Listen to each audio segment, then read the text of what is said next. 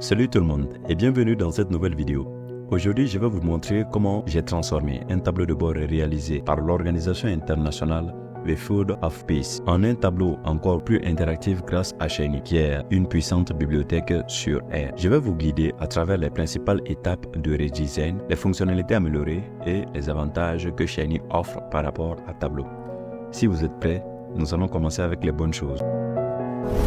Bien avant de vous présenter le dashboard, il serait intéressant de savoir ce sur quoi le dashboard porte. Le Fragile State Index, l'indice des états fragiles, est un rapport annuel publié par l'organisation Food for Peace. Il évalue la vulnérabilité des États à l'effondrement en analysant leur stabilité et leur résilience face aux crises. L'indice mesure la fragilité des États à travers divers indicateurs politiques, sociaux et économiques, tels que la cohésion sociale, tensions entre groupes, conflits internes, indicateurs économiques, inégalités, développement économique, chômage, capacité de l'État, légitimité du gouvernement, respect des droits de l'homme, services publics, pression démographique, déplacement des populations, gestion des ressources, catastrophes naturelles. Chaque pays est classé sur une échelle de fragilité allant des États les plus fragiles aux plus stables. Cet indice est utilisé pour les décideurs politiques, chercheurs et organisations internationales pour évaluer les risques de conflit ou d'effondrement des différentes régions du monde. À cela, on peut directement rentrer dans le vif du sujet, qui est la présentation du dashboard, qui est justement l'existant, qui a été développé sur Tableau. Voici le dashboard créé sous Tableau. Il présente plusieurs indicateurs de performance. On y trouve aussi une carte des graphiques illustrant les tendances dans le pays. La partie la plus essentielle sur laquelle nous allons nous appesantir, c'est la barre de sélection.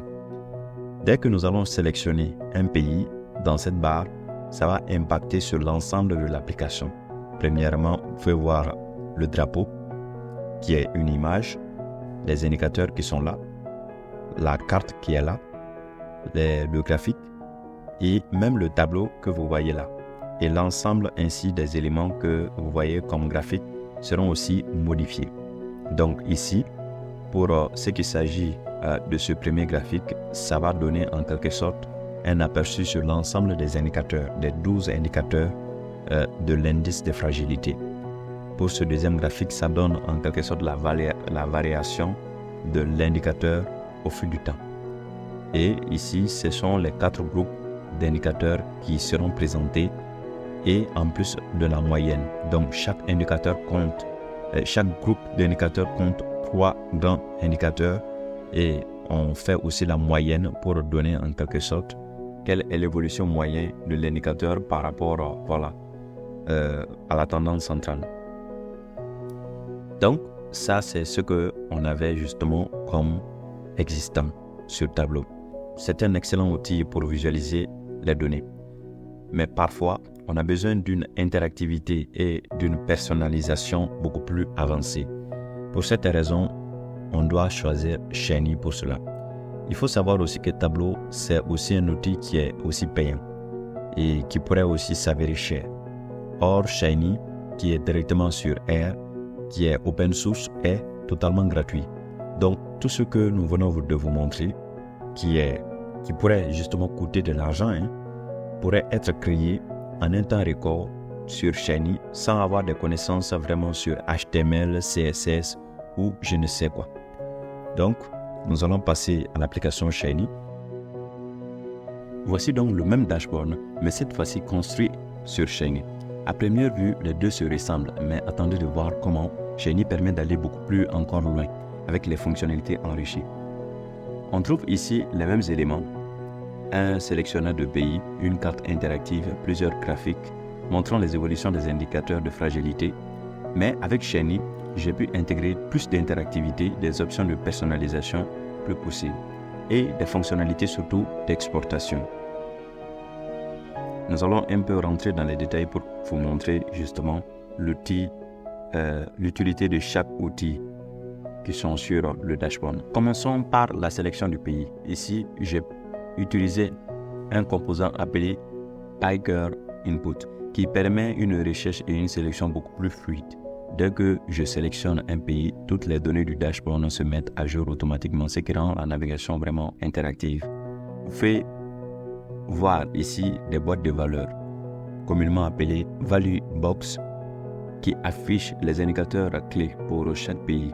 Chaque boîte a une icône spécifique et elles sont toutes générées dynamiquement selon le pays choisi. J'ai également intégré les icônes visuelles pour rendre le tout plus attrayant. L'une des grandes forces de Shiny est l'intégration des cartes interactives avec Leaflet.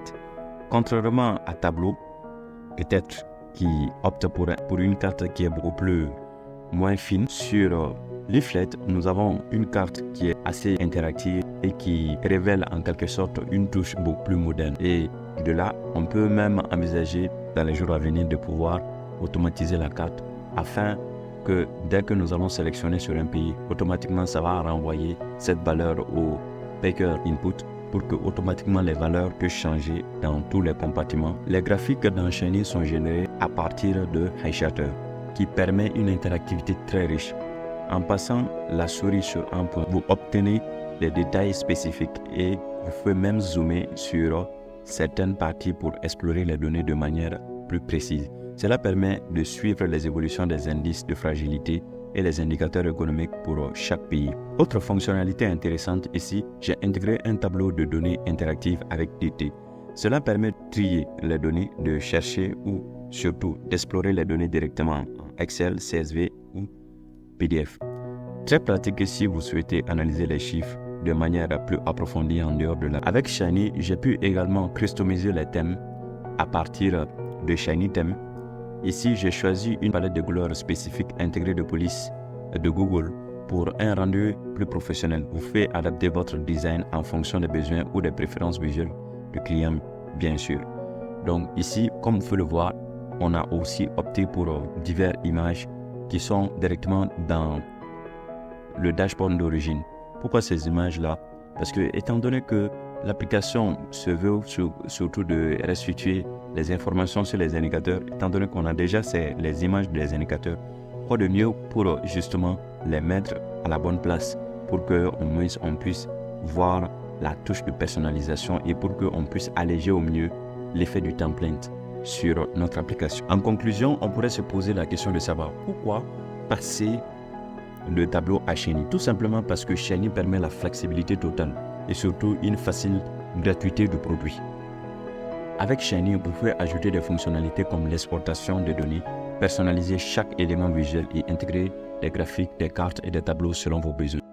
J'espère que ce redesign vous a plu et vous a donné envie d'explorer Shiny pour vos propres projets de visualisation de données. Si vous avez des questions ou que vous voulez voir plus de contenu sur Shiny, n'hésitez pas à me laisser un commentaire. Pensez à vous abonner pour ne pas rater les prochaines vidéos. Merci d'avoir regardé et à très bientôt pour une nouvelle exploration des outils de data visualisation. Voici les bonnes choses qui vont arriver après.